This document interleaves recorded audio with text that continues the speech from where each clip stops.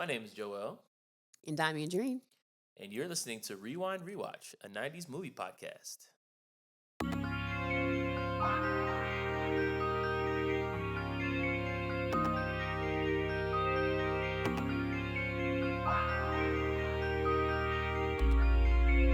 afraid? You're holding back today?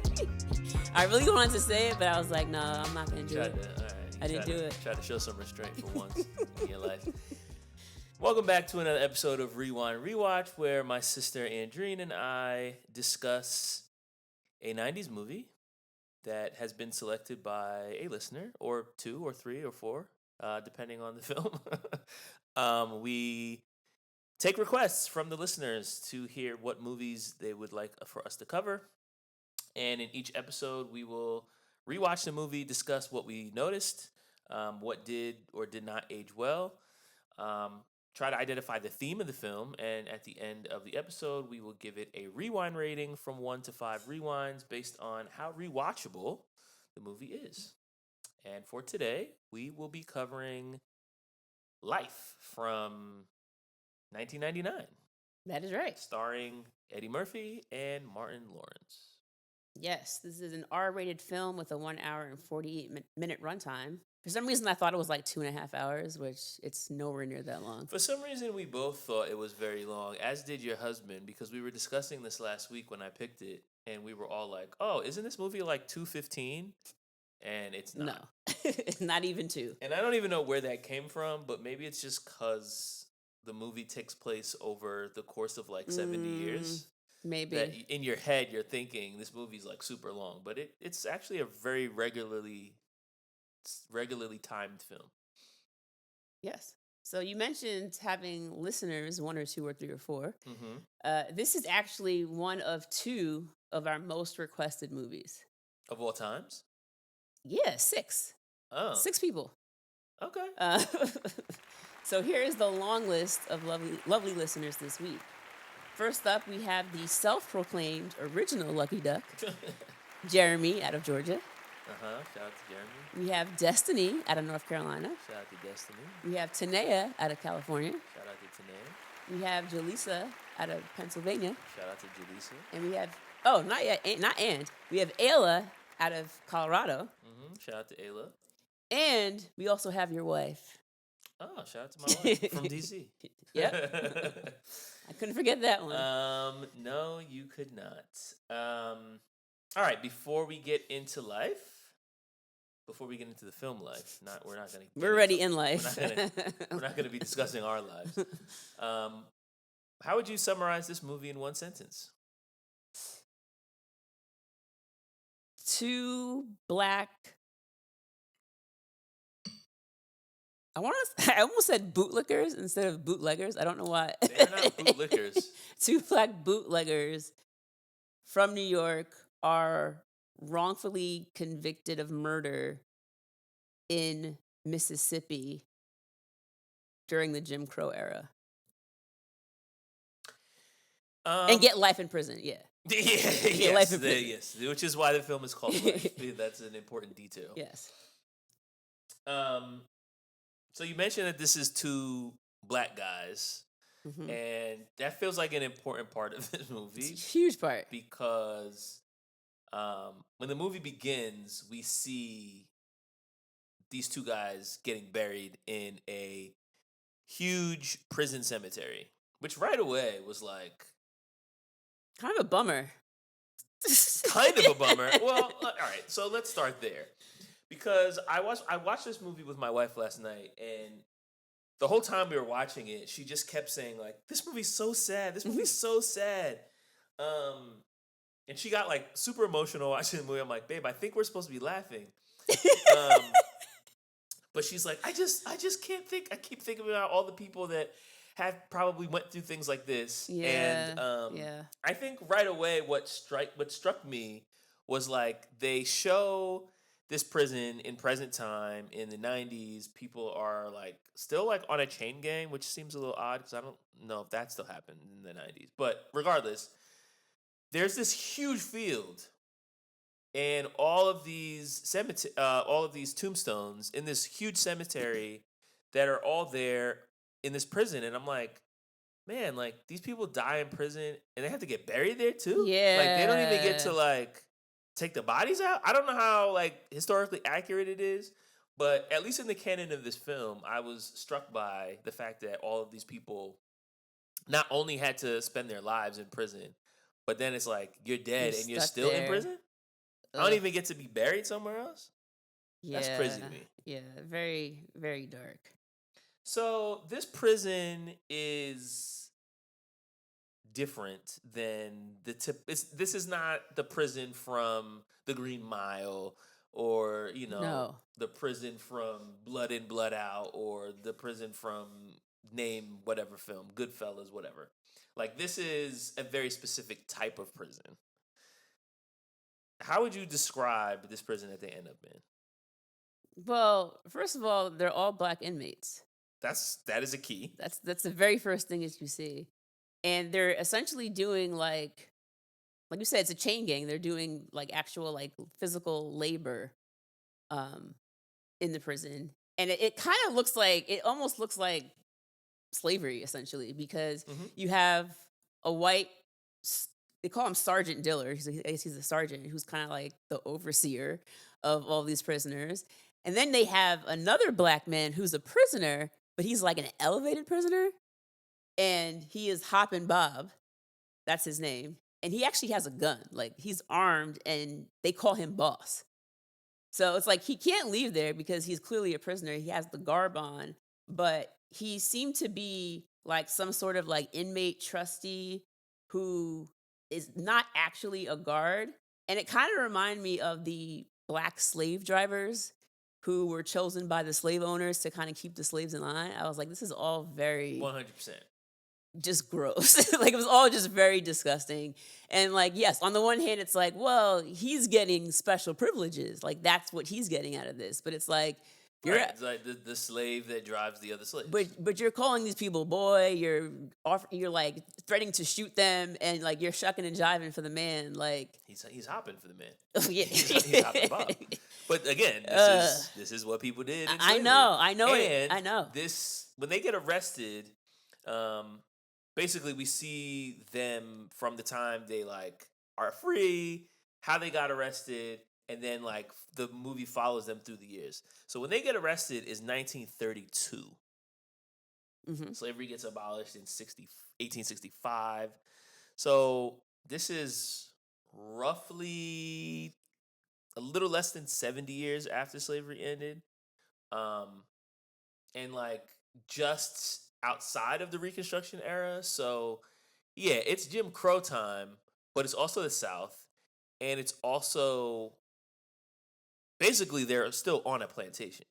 Yes, Like they're that's on a basically what plantation. it is. And instead of there being like a slave owner's mansion, it's called the commissioner's mansion. Superintendent. The superintendent. So like Yeah.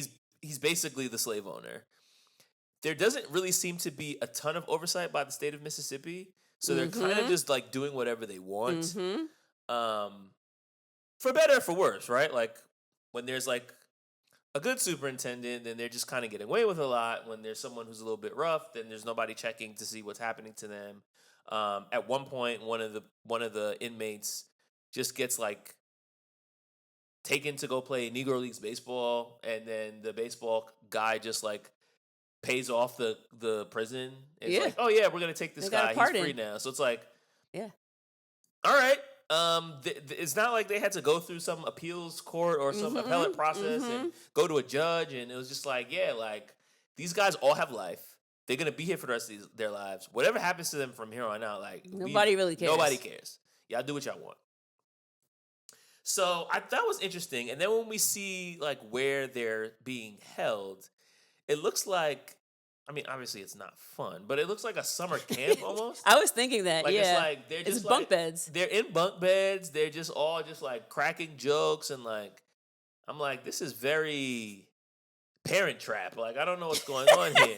This is not what I think of when I think of a prison. And over the years, when we go from the 30s to the 40s to the 60s to the 90s, the prison still doesn't change. It's still just like this summer camp setup. So that was interesting. Well, it kind of also reminded me of like boot camp when you think about certain military films when they show the Yeah. sergeants, not the little not sergeants, they call them like scum or whatever, lining up for basic training is kind of what I thought of as well. Like Full Metal Jacket, I feel like had something like that. Yeah. Uh, so we got to talk about how they even get arrested. We got to go back to New York. We gotta go back to We New got to go York. back to New York. So it's New York. We're in Harlem. It's 1932. It's the Prohibition era. And they're at this club owned by this man named Spanky Johnson. Played by Rick James. Yes. With his hair slicked back. So it's very hard to recognize that it's I was him. like, yo, like, this dude sounds like Rick James, but he doesn't really look like him. And then I looked it up. I'm like, oh, it is Rick James. I just didn't recognize him without, the braids or the poofy hair that he had in the 80s. So shout out to Rick James. So fun fact about that, since we're here, you notice that he's walking with a cane and a little bit of a limp. Apparently, Rick James had recently undergone hip replacement surgery, so that limp was real. So fun fact there. Yeah, so from the very beginning, we see the character of Ray, played by Eddie Murphy, and Rayford owes money to Spanky, who owns the club. And you can tell because the people who work at the club keep making comments like, "Can't believe you're showing your face around here, Ray," and he's like, "Oh yeah, I'm here to pay my tab," And it's like, bro, you could tell he's the hustler, and like he's kind of like not someone you can trust or rely on. Like he seems very slippery. He's trash. He's very, very slippery. So he's there. He's looking at the club. He's looking at people, and he eyes Claude. Claude is dressed very nice. Claude, we find out, recently got a job working at a bank. He's there with his girl. He seems like a respectable young man. Played by Sanaa Lathan, might I add. Yeah, for some reason, Sanaa Lathan always seems to be dating these men who don't want to commit to her. Listen. Because we saw her in The Best Man, and that didn't work out. Listen, Sanaa, whatever you want, baby. Whatever you want. I'm like, man, this woman has been fired for like 30 years. It's fantastic. Yeah. So he's there with this girl. He's having dinner. And when he's in the bathroom, he ends up being roughed up by these two hoodlums because he owes money to someone that we never actually see on camera. And so they basically take his wallet, they empty out his cash, and like rough him up a little bit. So Ray's character follows Claude into the bathroom, and he basically picks his pocket, thinking that he'll be able to pay off Spanky with this money. Turns out, like I said, he just finished getting robbed, so Claude actually has no money. He got robbed twice. Yeah. Like he got robbed twice in like 5 minutes, which is crazy. Because the first time it was like, yo, you owe us bread, and then they just roughed him up and took his money out of his wallet. The second time, Ray, played by Eddie Murphy, pickpockets him. So he doesn't even realize until he goes back and he's like, yo, I don't have my wallet, which didn't matter because he didn't have money in it anyway. Yeah. So on the one hand, basically because Claude can't pay his tab and because Ray already owes Spanky, they both basically get like hemmed up and taken to the back, and Spanky's like threatening to kill them both. And on the one hand, I'm like, man, Ray got Claude into a lot of trouble here. Yeah. By pickpocketing him.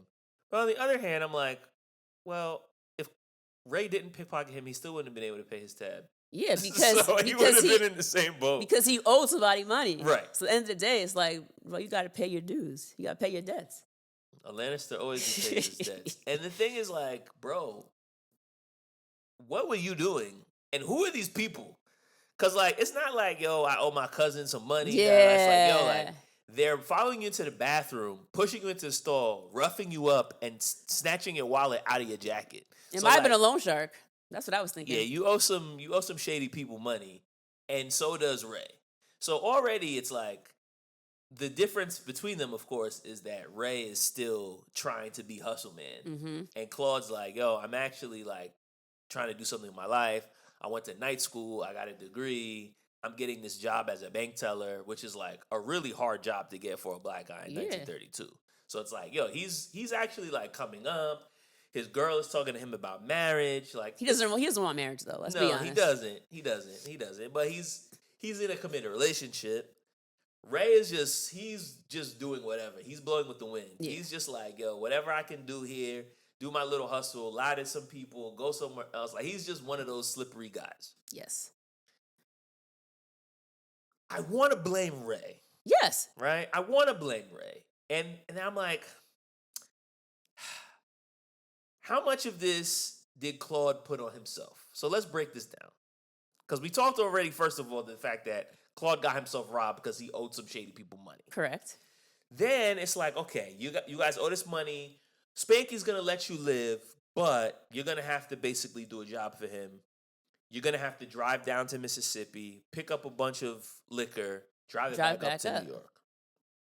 You do this, you're good for the time being. Anyway. Yeah, you're probably going to need more you're probably down be the under line. his thumb for the next whoever knows how long.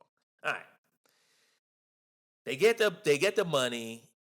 They go to Mississippi. They get the liquor, and then it's like, all right, yo, let's get back. Claude's pressing Ray out because he's like, yo, my job starts on Monday. Yeah, let's go. Get back to New York. Ray's like, yo, it's a spot down there, bro. This is so annoying. It's a spot. It's a spot down there. People gambling. They're listening to music. They got drinks. They got women. They got women. We got a little money in our pockets. But what does Claude say to him? This money is gas money. He said, think, this is gas money. We got to get back home. And he's resisting him. And then your man, Ray's like, yo, all right, well, you can stay here and watch the booze, but I'm going to go down there. Get me some gambling on, blah, blah, blah. Like, I'm a New York City man. The amount of times this movie talks about how he's from New York. And it's one of the things, like, as someone who actually is from New York, I hate when people say it all the time. Because they be like, oh, I'm from New York. Yeah, I'm from New York. I don't play that. It's like, come on. You don't got to keep saying where you're from.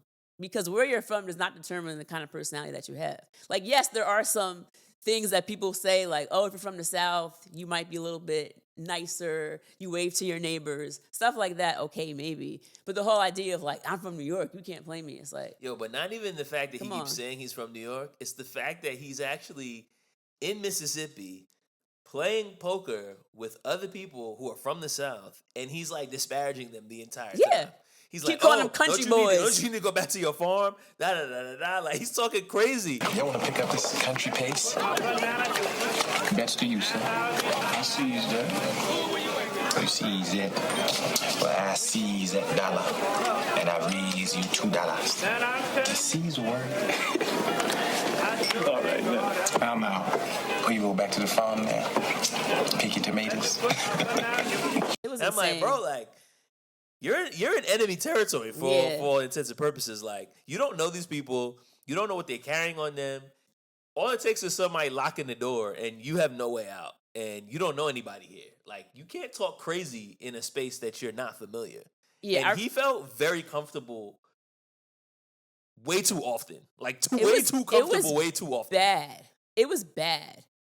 Like, matter of fact, during that game he was playing, so he goes down there, he starts gambling, and he basically is telling people... Also, bro, you got paid off, like, you're carrying Spanky's money. It's not your money. Exactly. It's not your money. Spanky's going to need this. He's going to need the change for whatever bread that you're bringing back from Mississippi. And he's like, yo, let's go have some fun with this money.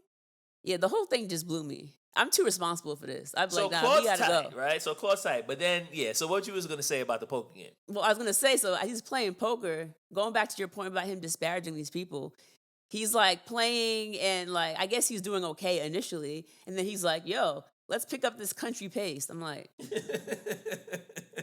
So they're like, oh, yeah? He's talking crazy. Let's pick up the pace? Crazy. Okay, let's do it. So now people are throwing more money in. He's like, well, I seize your $2 and I'll raise you. Is seize even a word? I'll seize you. I'm like... I seize your dollar and I'll raise you $2 more. Making fun of the way they talk. Like, the whole thing was so inappropriate. I was like, bro. Like, yo, you're asking to get played. So much. You're asking to get played. And played he got. And then he ends up running out of money, running out of Spanky's money, like you said. And now he's like, what am I going to do? And the other guy's like, well, I guess you out. He's like, well, I do have his daddy's watch. And one thing we know about Ray is like, out of everything else in the world, the one thing he cares about is his daddy's watch because his daddy died in jail. It's the one thing he has of his father. It plays a very specific song when you open up the stopwatch. You can tell it's that watch. And he loves this watch. So the foreshadowing is already there. The fact that you're talking up this watch so much, you know he's going to lose the watch. But it's also like, bro, this is a keepsake from your dead father. You're betting it. It's all he had. A poker game. It's all he had, bro. Walk away. Big stakes. You gotta, like you lost. The thing with poker, and I'm not like a poker guy, and I'm not even a gambling guy, but one thing I know is unless you have an absolutely Crazy hand. no, not crazy. Unless you have an unbeatable hand, like you have to have the best possible hand, which is, to my knowledge, a royal flush, I believe. That's what I was thinking, but So, like, don't quote me on that. Unless you have a royal flush, don't bet something that you can't afford to lose, because there's always a chance that you're gonna lose the hand. Yeah. You don't know what the other players are holding, unless you cheated, which he didn't. So he's just going in blind, like, yo, I have a pretty good hand here. Let me bet my dad's keepsake. Like, yo, this guy is an idiot. Yeah, I Like, was he not. seems like the type of guy that's gonna get himself into a lot of trouble because he doesn't think things through. Mm-hmm. And Claude is a more cautious guy. Well, and this is where we get into the nitty of the gritty, which is it actually Ray's fault? Because he tells Claude, yo, I'm about to go have some fun. You wait here. Stay here with the truck and guard the truck and guard the booze. Does Claude guard the truck and guard the booze? No. He moseys his way on down the hill and ends up in the same club, ends up getting played by some girl who tells him some sob story and sleeps with him and takes his last $2. Mm-hmm. Yo, I thought... Now, for you to be Mr. Responsible and yelling at Ray and you doing this and that $2 was your gas money. Which I assume $2 in 1932 is going to get you back to New York. Mm-hmm. You already have no pocket change because Ray's going to lose it all. You got to hold on to the $2. This girl comes in. She got her boobies out. She's smiling in his face. She's cute. She's. I mean, listen. As soon as I saw her drink that whiskey, I'm like, this woman is trouble. Anybody who drinks whiskey like this is up to something. She's definitely not going to be good. No, she was all over him. She was like, why you want to go home for? And he was just kind of like, first of all, he couldn't even remember his name to talk to her. My name is C? I don't know. Like, I was like, come on, man. He was way like over his head. He was like, all shook up, as the king would say. Yeah, it was too much. So he loses the money, and again, you got to think about though, if the last $2 was gonna get them home, and Ray's over here betting dollar after dollar, I'm like, yo, this is big money. Like they're not betting like cheap change over here. No, they're not. They're betting big money, and then we find out that Ray ends up losing because the man he lost to was cheating.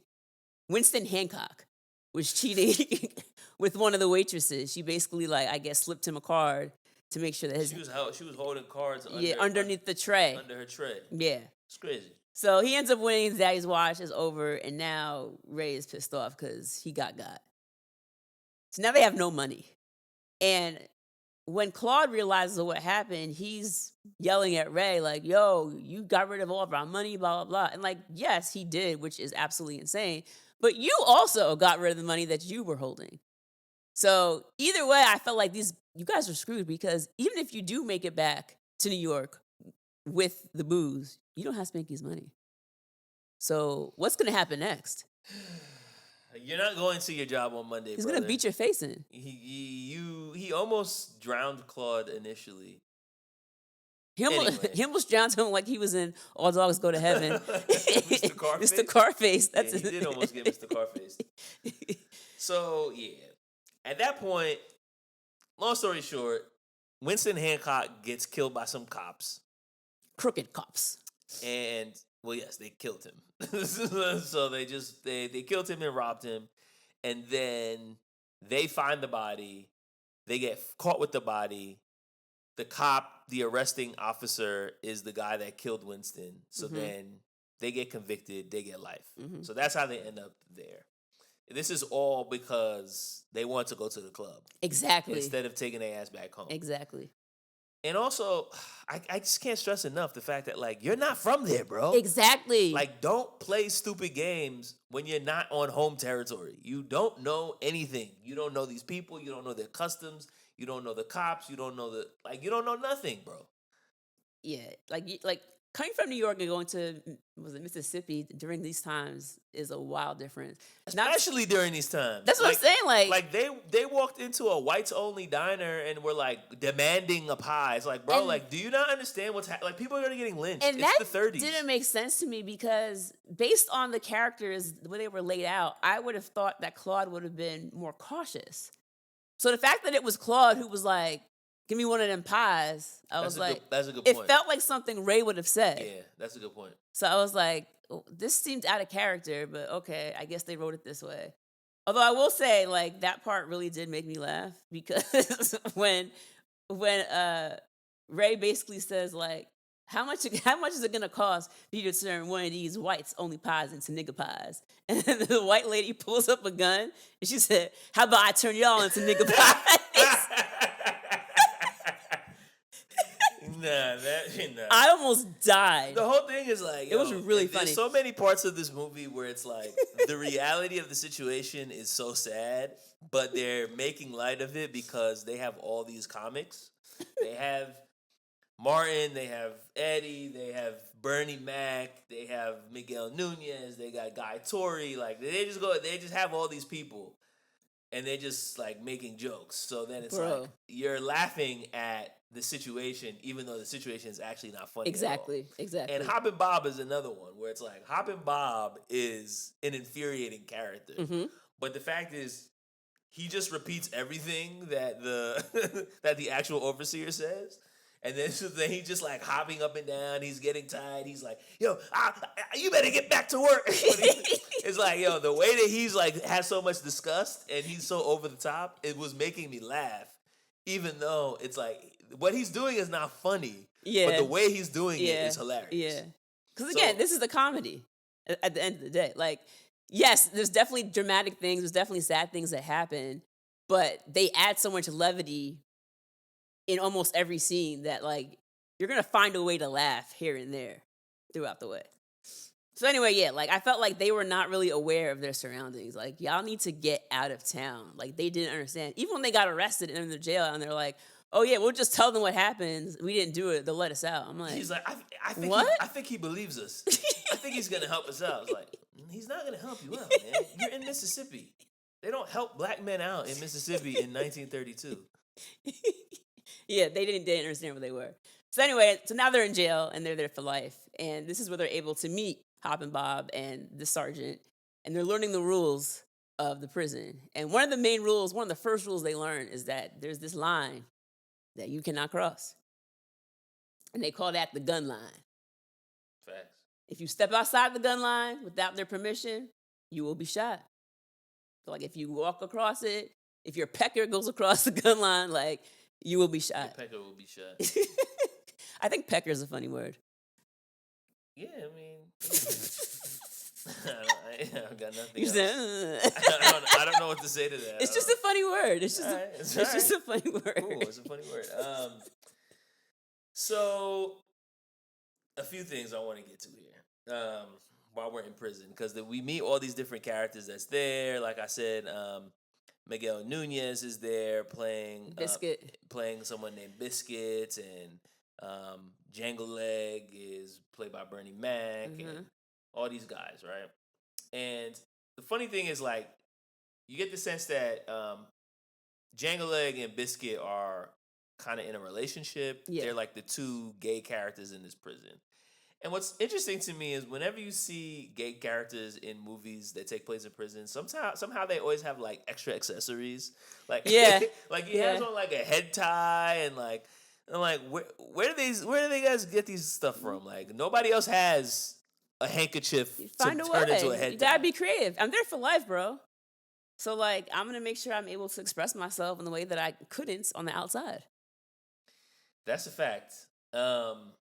And yeah, his character, like, again, there's a lot in this movie that just makes you sad, even though they do their best to keep it light. Yeah.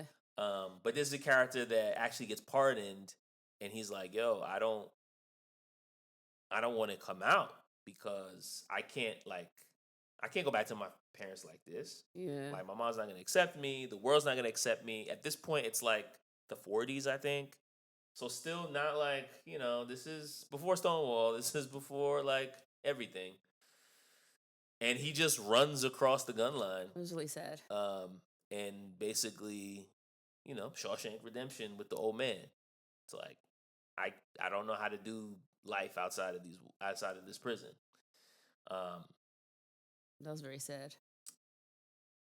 Now, another thing I want to ask you about is this situation when they first get there and they get in a fight with this big dude over the cornbread.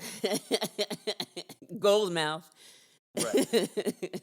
This huge bear of a man with gold fronts. And Ray, like you said, talks too much. He does the whole "I'm from New York. You can't do nothing to me." Da da da. He does too much. However, I feel like he was right not to give up the cornbread. He didn't necessarily need to give a whole speech. Yeah. But Claude was just ready to give it up. Mm-hmm. Like, oh, you want this bread, man? I'm not going to eat it anyway. Like, nah, bro. Like, you're going to be in here for the rest of your life. Do you know what that means? Yeah. They're going to punk you out if they think they can just take whatever they want from you. Like, if they feel like they can take whatever they want from you, they're going to be taking everything they want from you for the rest of your life. Like, yeah. It's not like, oh, I just got to graduate from high school and I'll be in the clear. Like, nah, dog. Where's your lunch? Nah, yeah, you about to get bullied for the rest of your life. Nah, dog, you can't. You can't. You just got to take your licks. So Claude's like, nah, dog, don't give up your cornbread. But then Claude does too much. Like he always does. Claude always does too much. Sorry, Ray does too much. Oh, yeah. Ray, yeah. It was Ray. If you let him have your cornbread, you're going to be ironing his drawers and clipping his toenails. I know niggas iron. Maybe I ought to eat your cornbread. Oh, motherfucker, you can't have my cornbread. That's for damn sure. Because if you try to take my cornbread, part 2 of my killing spree gonna begin up in here on your ass right now. If you think about my cornbread, they get the taste out your mouth, that's for damn sure. Now, fuck him. Fuck that. Because I'm from New York City, goddammit. Nobody take no cornbread from me. And that go for you and any other you motherfucking farmers want to try some shit. You fuck around with me, it's gonna be consequences and repercussions. Did you catch the callback when he gets in the fight with Goldmouth? Oh, I did. That joint is hilarious, bro. I did. He's getting his ass beat. He gets a few hits in. But he really doesn't faze Goldmouth, who's, like I said, a humongous human. And he's beating him up, and Ray's trying to posture and pretend like he's not hurt. Mm-hmm. And he's like, that's all you got? I know a bitch named Della that hit harder than you. Which is an amazing line, call back to Harlem Nights, where he gets in a fight with Della Reese, who beats him up. So good. Which is just outstanding. And to mention, we did in fact cover Harlem Nights on the Patreon. We did. So yeah, y'all need that. That episode's fantastic. What was I saying? You was talking about them being in prison and him standing up to Goldmouth and basically just getting his ass beat because right. You're there for the rest of your life. This is the whole thing, right, with Claude and Ray, right? And throughout the course of this movie, we see that Claude is getting increasingly more frustrated with Ray and his antics because, again, Ray does too much. Ray's always trying to hatch some sort of escape plan. Yo, we could fly a crop duster out of here. There's one that's hidden behind the barn. Mm-hmm. Yo, I got this map. All we got to do is escape at night when nobody's looking. And there's a number of different like escape plans that they have. But Claude is more strategic. Claude is like, oh, let me see if my cousin can file an appeal for me so that I can get out. Oh, let me see if I could train this kid to play baseball and then I can be his manager and get out. So he's trying to like find ways to get out with his brain. Mm-hmm. And Ray is just trying to run away. Yeah. Like, pretty much. difference. That's the whole plan. Yeah. And over the years, with Ray doing things the way that Ray does things, Claude just gets tired and he's like, yo, like, I can't do this with you anymore, bro. And he's like, yo, we were never friends, which They never were. is actually true. They were forced to do this job together, and then it went completely left. And now I'm stuck for life with you. And my entire life in prison, I'm associated with you. We're the two New York boys. And everybody, we came in together, so everybody assumes we're BFFs, and it's like we're actually not. Because even when he's talking to his girlfriend, when she comes for the conjugal visit. And she says, like, oh, talk to my cousin Melvin and file an appeal. And she said, do you want me to file an appeal for Ray as well? And he was like, no, just me. Like, what'd you think about that? What did I think about that? What did you think? I was like, yeah, he's right. Because he's like, yo, he says to his girlfriend, like, for all I know, Ray can have a rap sheet a mile long. That's true. Which, like, based on what we know about Ray, he probably does have a record. He doesn't seem like a guy that's just like playing things by the book. So he seems like a guy that probably has gotten caught. He's not slick. I mean, we know that he makes his own hooch, which is illegal. Right. So, yeah. So, yeah. There's also, yeah, I definitely was on his side with that. What about you? No, yeah, I agreed. He also made a point to say, like, I have a better chance of getting out if it's just me. Because, again, like, you can kind of pit one against the other and be like, yo, I'm not really sure what he was doing, but it wasn't me. At the end of the day, like. And he'll have way better character witnesses than Ray. He'll be able to, oh, yeah, this guy did this. He's like, you know, he's just pays his taxes on time. He's doing this. Working he at went a bank. to school. He went to night school. Doing all these things. Has a girl. Like, but Ray's not going to have anybody to vouch for him that isn't also a criminal. Yeah. Well, then ends up happening to him is his girlfriend ends up falling for his cousin, Melvin. And so the appeal gets denied and he loses his girl. He finds out in the same letter, which is kind of rough. Eeny, meeny, miny, Melvin. Eeny, meeny, miny, Melvin. Which it makes sense because like Melvin's a big time New York attorney and you're in here for life. Oh, I can't believe it. I can't believe your girl left you for an attorney in New York. Wow. There's also a part where they actually do try to escape and they're running through the woods. They're being chased by essentially slave catchers. Dogs. And Ray gets stuck in the barbed wire in the fence. Yo, now listen. Maybe I ain't good for nothing. You would have kept running. But listen. We're in prison for life for a crime we didn't commit. And if me turning around and helping you through the gate is going to make me go back to prison, I'm out. And we're not even really friends like that, I don't know, dog. Well, you know I'm what? going to hope you get out. I'm going to hope for you. What really I'm going pissed to me set off, my prayers up, but I'm running. What I hated about that scene was Ray lies to Claude and says, oh, yeah, I got a map from, I forget the guy's name, but one of the inmates basically said drew him a map. And they're using that map to escape. So when they get out there, they're running around. They don't know where they're going. And I remind you, they had been warned from other prisoners that people had tried and failed to escape over the years. And that basically you have to be someone who like is very familiar with the country, with the grounds, with the swampland. Like you don't know where you're going. They're the two least familiar inmates with the grounds. So Ray tells Claude, oh, yeah, I got this map from so-and-so, let's go. And so when he finally realizes the appeal is up and he has no other options, he decides to go with him. And then they're out there and he asks for the map to see what's going on and quickly realized that the map that he has is a made-up map that Ray basically just drew to get Claude to agree to come with him. That made me so mad because now you're risking my life. That's insane. That's insane. Because when we get caught, which they end up getting caught, now I got to go to the hole for a week because your ass lied to me? Bruh. We're never talking again. That is an insane. We're never talking again. That is an insane thing to do, to make up a map and be like, oh, nah, I just draw this shit. That's insane. I was incensed. What do you mean you just drew it, dog? What you mean? You don't know where we're going? It's in the middle of the night. We're in the dark. We don't know what we like. Do you know Mississippi backwoods? Nah, dog. Come on, let's just figure it out. That really got under my skin. So after that, and then this is, I think, I don't know if this is the moment what sparks their separation. I think it should have. Something happened where Claude gets tight, and he's like, "Yo, I think it's after the can't get right situation." Yeah. Which also like, I don't know why they thought they were gonna get out for that. I don't know why that was the thing that split them apart, but yeah, I didn't really understand why they thought they were really gonna get out.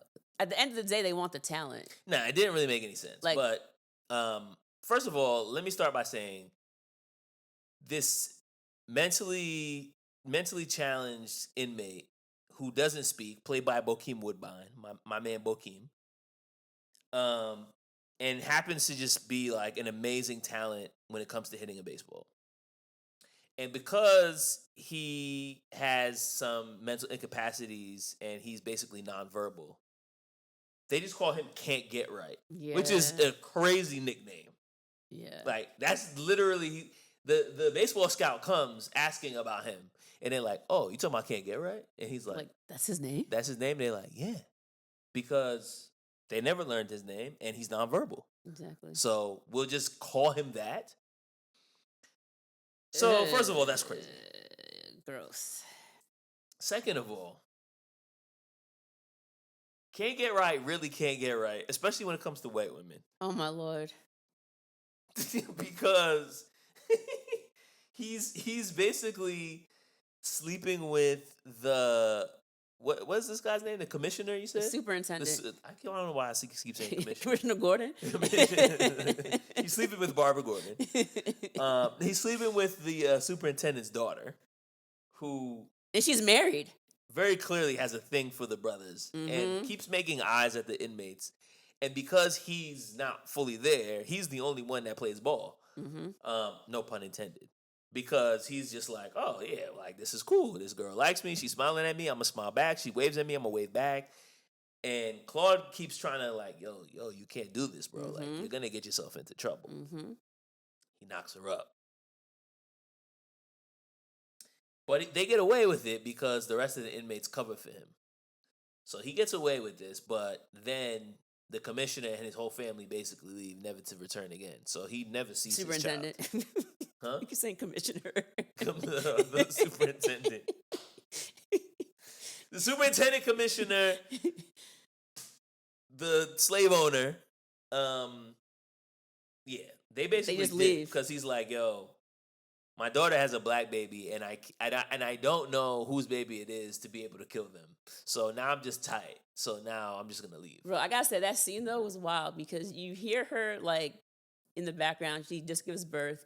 Then her mother comes out of the room like shell shocked, like she can't even speak, and she sits down on the couch. Then the doctor comes out, covered in blood. And so the superintendent is like, "Is my daughter okay?" And they're like, "Yep, Anime's fine. She's resting." He's like, "What about the baby? Is the baby okay?" It's like, he's a bigum. And so he's like, "Okay, I want to see my..." He's a bigum. That's what he said. That is what he said. And he said, "I want to go see my grandchild." So he runs in there so excited to see his grandchild, and then he realizes the baby is black. And now it's just kind of like, yo, who does this kid belong to? There's hell to pay. There's definitely hell to pay. There's hell to pay, but nobody pays the hell.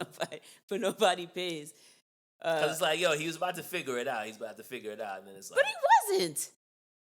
Yeah, I don't know. Maybe he wasn't. I mean, this is not a very scientific paternity test. He's just holding the baby up next to each inmate's face and then saying like, could you be the father? It's like, I don't know, man. This is a really bad episode of Maury. Well, that's what Maury used to do. They used to be like, look at that baby. He looks nothing like me. That baby look just like you. He look just like that baby got the same eyebrows. Okay. I don't know why that was ever on television, but it wasn't. And we watched it. Still is. And then Maury ain't stopped, baby. And then the superintendent goes to Goldmouth and holds the baby, and he's like, "Oh, I hope not." But it's like the baby is the baby. Like, what do you mean? I mean, Goldmouth is an ugly dude. I'm not gonna lie. But once he puts the baby up next to Can't Get Right, I feel like his daughter gets nervous that he's gonna figure it out. And she's like, pass me my baby back. Good impression. Everybody else gets nervous too, so they're like, I'm the father. I'm the father. No, I'm that child's baby. No, I'm the child. I'm the child's daddy. And then here goes Bernie Mac. I's the pappy. Bruh, that joint is so funny. So that joint actually has me dying. I don't know why it was so funny. That joint has me dying. I think it's the way he said it. So one of our Patreon members, Jeremy, actually asked a question in the chat that he said, the Lucky Duck, the luckiest of ducks, the original Lucky Duck. He said that he wanted to know like about the ad-libbing in this movie because you can imagine with all of these characters, there must have been a lot of it. And I was listening to a bunch of different interviews with a bunch of the actors, and I believe it was Miguel Nunez Jr., who said in an interview that that entire that scene was pretty much ad libbed.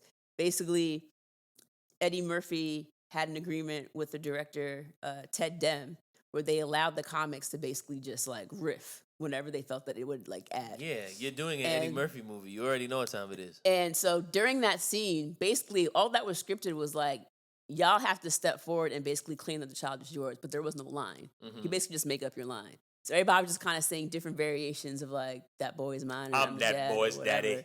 And so when Bernie Mac went forward and said, "I's the pappy," bruh, the laughter is people just broke character and started to laugh. And they just left it in because they were just this is mad funny. I started laughing. And so they just left it in. And there's a lot of scenes like that, which I mean, I'll probably talk about it towards the end when I talk about facts. There are a lot of parts that are just kind of ad-libbed because, again, it's an Eddie Murphy film. But yeah, that part is fantastic. So they leave, never to be seen again, and then later on, a new superintendent ends up taking over. But all during this time, we still have the same Sergeant Dillard and Pop and Bob are there pretty much almost to the end. They start to get older as the inmates age. So as the film progresses, we basically see that one by one, all these guys that we've gotten to know. Anthony Anderson's in this film as well. I forgot to mention. Mm-hmm. One by one, they all start to pass away. And now we're seeing that it's going from 20 years in, 30 years in, 40 years in. By the end of the film, it's like the 90s. Yeah. Which means they've been in prison for 60-something years. If we're assuming they were in their mid-20s when they got arrested, they're now in their 80s. And the, what's the guy's name? Sergeant Dillard. Yeah.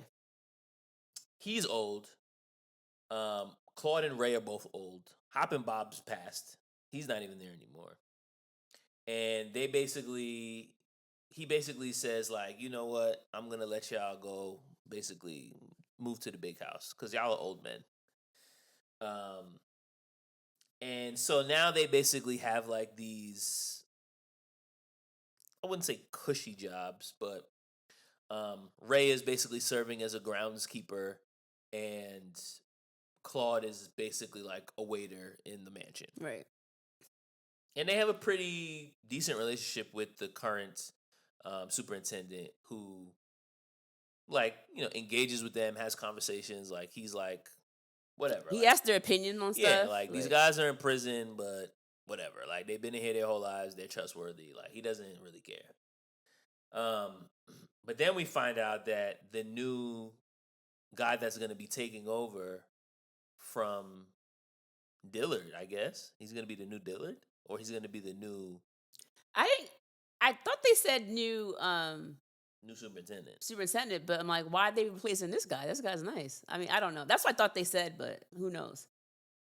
But the guy that's coming in to the prison turns out to be the same officer that killed the guy at the beginning of the movie and wrongfully accused them of the murder that he committed. Yeah. And they know that it's the same guy because he has the same cut on his face that he received that night from the hustle man, Winston Hancock.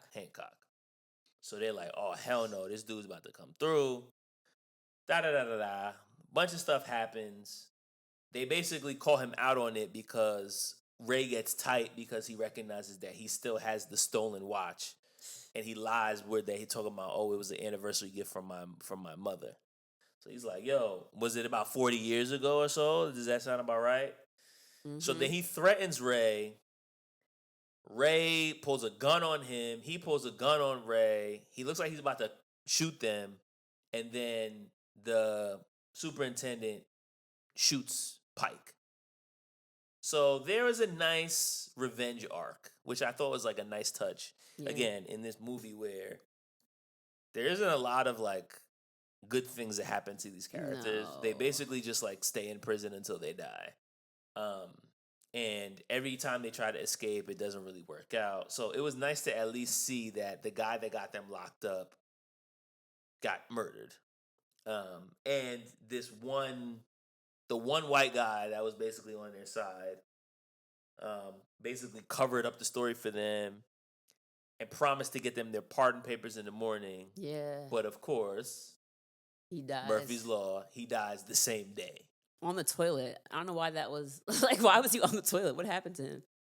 I don't know. Remember when your man got killed on the toilet on Game of Thrones? Oh, Tyrion, when he got yeah. That was nice. Yeah, that was crazy. So it's like, yo, every time they think they're about to get out, they can't get out. But that was tough. I like that. That really was giving me Shawshank Redemption vibes. yeah, That's what it felt like. It's like, oh, like now they know. Like, we know you didn't do it. You should be able to get out, but like you're not getting out. So they have the hope, and then have the hope to flee is really the worst thing about it. It's one thing. The fact to just is like, yo, I'm like 85 years old, bro. Like I've already wasted my entire life in here. Yeah. Even if I get out now, like it's really just gonna be for like the last 5 years of my life, and then I'm gonna die anyway. But at least I can enjoy a little bit of my life at the end. But nah, this man dies. So right when we think like that's the end, and again at the beginning of the movie we see them getting buried, so it's like, oh, we already know they died, and there was some big fire, but we don't know what happened. And what ends up happening is there is a fire, but Ray actually created the fire.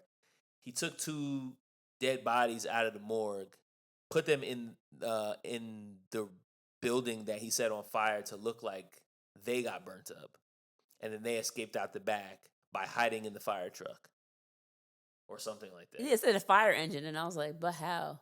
Yeah, why would the fire engine be there before the fire? I didn't understand how they got out. That was the one part I was completely So it's lost. like they hid behind the building while it was burning, waited for the fire engine to get there, then hopped on it without any of the firemen seeing them. I mean, whatever. I didn't get it. And then somehow at the end they get back to New York. Yeah. So despite all this, these are 2 very old men with no money, but they were able to escape from this prison and get to Yankee Stadium in the Bronx. And now they live together in Harlem. Not to mention, it's like, y'all have been in jail since, what, the 30s? 1932. You have no idea how the world even works now, because we have this one scene where Claude he's driving the superintendent to go pick up Pike at the Greyhound.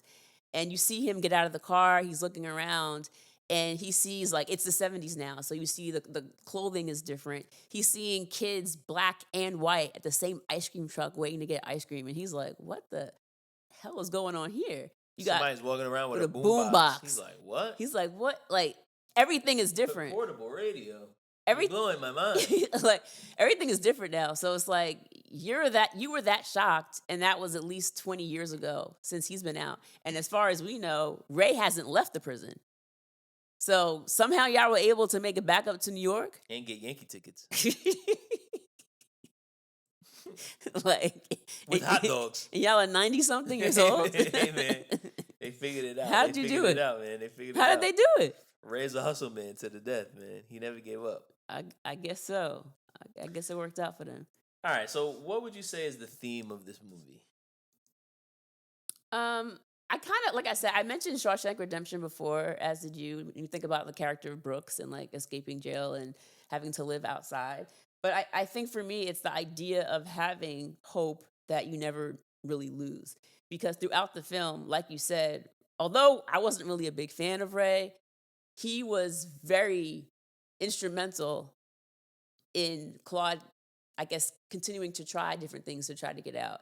And one scene I want to point to as far as hope is, there's a part where Ray kept talking about this boom boom room. Ray's boom boom room. That he wanted to create. This was the plan before he had left New York. And even when he's in prison, he keeps talking about his boom boom room, how he's going to have it. Where in reality, it's like, bro, you're in here for life. You're not going to have anything. But there's one particular scene where he's sitting down with the rest of the inmates in their summer camp cabin. and they're talking. Trading comic books. Yeah. Looking at movies. Yeah. and he's talking about like, oh, he's like, man, last night was great, but y'all don't know what's coming tonight. And they're like, what's going on tonight, right? And Claude is upset. He's like, yo, y'all shut up. This is so stupid. There is no boom boom. And they're like, yo, shut up. We want to hear about this. And so he creates this fantasy world where you have Biscuit is singing a dress, able to wear the wig that he wants, wearing a dress. You have Jenga Leg is playing the piano. Goldmouth is security. And everybody kind of has a role to play in this dream of his. And it gave them something to just think about and dream about. Although it was never going to happen, there was something about having this hope that kind of kept them alive. And because you got to think about it, like to just be like, oh, I'm going to be in here and die. Like, I think I probably would be thinking like that. I probably would be more of a Claude if I'm being honest. But I think it is nice to have someone like Ray who can kind of lift your spirits and give you something positive to think about, even if it's just for a moment. Because it's like, what else do we have to look forward to? We might as well dream a little bit. That's true. That's true. Although they did get visitation from women, so they were able to see some women. They were able to there were women that came to the chapel when they had church service. Mm-hmm. So they weren't completely devoid of female attention, which was nice. Yeah, I did like those scenes. I mean, I think for me, the themes are like, number one, just like the long-term effects of the prison industrial complex of like, you know, even when they confront Pike about being wrongfully accused, and he's like, well, the state of Mississippi basically got 40 years of great free labor from you guys. And it's like, damn, like that's really what inmates come down to. It's just like, yo, you are able to get free labor from these people where, especially in, I would say at this time, but I mean, you could even say the same for right now. They get some money for it now, at least. It never really changed all that much now in terms of like, yo, these are the people, the black and brown folks, primarily men, but also women. Yo, we're just going to lock them up. These people don't have the means to fight the system. The appeals can just easily be denied. And we're going to use them however we want. And like I said, this prison was kind of just like in a field in the middle of nowhere in Mississippi. Mm-hmm. So like, it's kind of like, yo, whatever we need or want from you, you just got to do it. And if you don't, we're just going to shoot you or worse. Yeah. So I think that was like the heaviest theme for me is just like, yo, this is a comedy film and this is obviously fiction, but from the 30s to the 60s to the 90s to even today, like, man, how many people have stories similar to this where, you know, maybe they got locked up for something silly like selling weed, or they got locked up for something they didn't even do, and then it's just like, yo, now we just own you and do whatever we want. But you mentioned, even when I asked you about like the one sentence summary, one of the first things you said was like two black guys. And it's like, it's very important. The fact that them being black, I think, is also a big theme of the movie, of just like, the movie's called Life. And it's like, what does it mean to live the life of a black man in the 30s, in the 40s, in the 60s, in the 90s? Like, your life is just not fair. And you're always like battling against some sort of systemic injustice. Not to get too serious, but like that, I do feel like the themes of this movie are actually very serious. And they like sprinkle jokes in each scene to make it more palatable. Mm-hmm. But like, the themes are not funny, man. Like it's pretty heavy stuff that Eddie's tackling, and I think they do a really good job of still making you laugh while you're watching this like truly sad story. Absolutely. All right. Do you want some facts? I do want some facts. Okay. Miguel Nunez Jr., in that interview I was talking about, he was on this podcast called TFU Podcast, and he said that the whole story of Biscuit, like him being able to get out and having the backstory of like him being afraid to go home, that was all ad-libbed, because initially they were just going to fade out Biscuit like the rest of the other characters. And he was just like, nah, I think Biscuit needs an ending. Like, we need to do something. Like, what is his backstory? What's going on with him? And so Eddie kind of was like, all right, let's do something. And they sat down, and he was like, I just came up with like, oh yeah, like I'm about to get out, but like I'm afraid to go home. And they just started talking like that. And that's kind of how the scene came up. He said he had absolutely no lines, and that's what amazing. they did. And so the guy It's a really good scene. yeah, so then the guy that was in the tower that ends up shooting Biscuit as he crosses over the gun line, he said that was one of Lawrence's bodyguards. And he was the one, he said to the director, please let me shoot Miguel. So they're like, yeah, sure, hop on up there. And they just let him do it. He wasn't actually an actor. It was just That's funny. someone there. Bokeem Woodbine said on an interview that to get into the character, he kind of did some method acting. So the entire time he was on set, he walked around silent. He didn't say not one word. He only used gestures to get accustomed to doing that for the part. Yeah. And so he said towards the end, this is like now when like, Eddie, I guess, was in all of his makeup doing like an older scene. And so Eddie approached him and basically said like, oh, Ted just told me that, you're wrapped, like you're good to go. And so he's like pointing himself like me, and Eddie's like, yeah, like you're good. He said, so now he's like, it's a Friday, and basically like I'm done 6 hours earlier than everybody else. So like I'm lit. So he's like, I'm running my mouth to everybody. I'm like, yo, like kiss my ass. I'm about to be out of here. Like blah blah blah blah. Like just all this stuff. And then Eddie turns to him and he's like, I'm just joking, man. You're not wrapped. I was like, damn. I was like, man, that's crazy. As far as ad-lib scenes, the scene with like the cornbread scene apparently. So I was watching one of those videos where they actually like they show the script and they show like what the actors actually did on the top. They had one from like Wolf of Wall Street like that. That was kind of similar. So I was watching the script had like just very simple lines like, "Oh, don't give me your cornbread." And so like him going off and like talking about I'm from New York and I kill people, all that was him just like kind of riffing. That was all extra. We went on a violent killing spree. Yeah, killing all over the country all month. All of that was extra.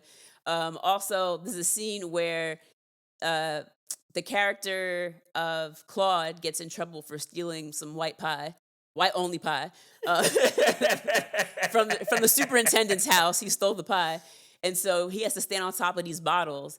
And then Ray also gets in trouble because he refuses to shoot him. So now he's also standing on bottles. And while they're talking, at one point, Lawrence says like, "Oh, my toe got stuck in one of these glass bottles," because it actually did get stuck during filming. And so instead of saying cut, he just like kind of was like, "Oh, my toe gets stuck." And you can see that Eddie Murphy's laughing. That's legit because like his toe was stuck. Oh, that's funny. And he was like trying to wriggle around. I thought he was just making a joke. But if you could see the scene, they just like do the scene. Yeah. That was not part of it. That's great. They kind of just added in. And it turns out that Murphy actually pitched this premise to producer Brian Grazer while on the set of The Nutty Professor in 1996. And he was like, yeah, it sounds cool. Nah, Eddie went on a crazy run, man. Yeah. Eddie, sheesh, man. He's one of them guys. All right. Is it time for... And now... It's time for the Rewind Ratings. I've seen this movie a few times. I always thought it was a good movie, but I feel like it was better than I remembered. Like watching it this time, I was like, oh, like this movie's like better than I thought it was. And I already thought it was pretty good. But I think the fact that number one, it's not 2.5 hours long was a nice relief. All of the little scenes with, Eddie, and you got Rick James, you got Heavy D is in the movie. He's one of the people that's burying the burial plot. Putting the dirt on the burial plot. Anthony Anderson and Rick James and Sanaa Lathan and everybody. Bernie Mac, of course. I gotta forget Bernie Mac. The way that they all add something different to this movie is really great. That's first of all. Second of all, I think the themes are like really important. Which is like not really the same that you could say about like Coming to America or Harlem Nights, which is just or like Boomerang. Yeah, let's just laugh. But like, nah, this is like laughing, but it has like a very distinct message. which I thought is really, really well done. And also just like the way that they go through the eras of seeing the 30s. What does that look like? Going through World War II era in the 40s, what does that look like? Going through the 60s, what does that look like? And showing how they age over time, which like obviously that makeup will look a lot better now, but for the 90s it looked really good.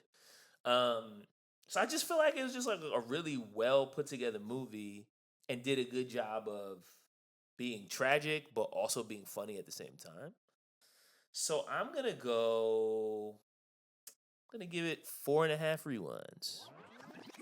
Strong score. Oh yeah. I feel like That's life, baby. Oh, God. I feel like I've been giving like a lot of really strong scores lately because we've just That been means watching we've been watching movies really that good are movies. rewatchable. We've been That's a watching good thing. really good movies lately. And I agree with your point about it being better than you remember. So might be like my fourth, fifth time watching this movie, and I feel like every time I watch it, I enjoy it more, which says a lot about the film.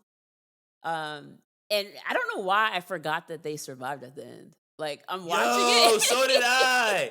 I completely forgot that they got out. Yeah. So by the end, I was like, "Oh, what? They got out!" Like I completely. I figured it out before the end. But I forgot at the beginning. Yeah, I just was like, "Oh, they died." Then this movie's so sad. Like I went into it being like, "This is a sad movie with jokes." Me too. Like that's what I. And my wife kept reminding me. Well, so I was just kind of like, "Oh, this is gonna be really." But there were like so many scenes in here where it was like they did these things to make it so that we were able to laugh here and there. And I mean, the acting was just the jokes are hilarious. At the end of the movie, they have a little bit of like the what do you call them? The outtakes at the end. And those were hilarious. I'm not sure if you caught them at the end. Yeah, I watched that. Those were hilarious. And going back to that part that I mentioned briefly, where Ray was basically like giving everybody a place, like in the in his imaginary club, Boom Boom Room. Like the part that I really like is like he's telling everybody what part they would play, and everybody's having a great time. And then in his dream, he sees Claude, and Claude's the waiter. And he's like, "Clean off that damn table before I whoop your ass." And it just made me laugh so hard. Like it made the whole camp laugh. This movie is so funny. It's just so funny, and I really enjoyed it, despite all of the heaviness, despite everything that it's trying to explain to us. At the end of it, although they were so old, they finally got out, and they were able to at least enjoy some semblance of a life before they finally died. And they're basically making do with the life that was dealt to them. And that's life, baby. Yeah, I really enjoyed this movie.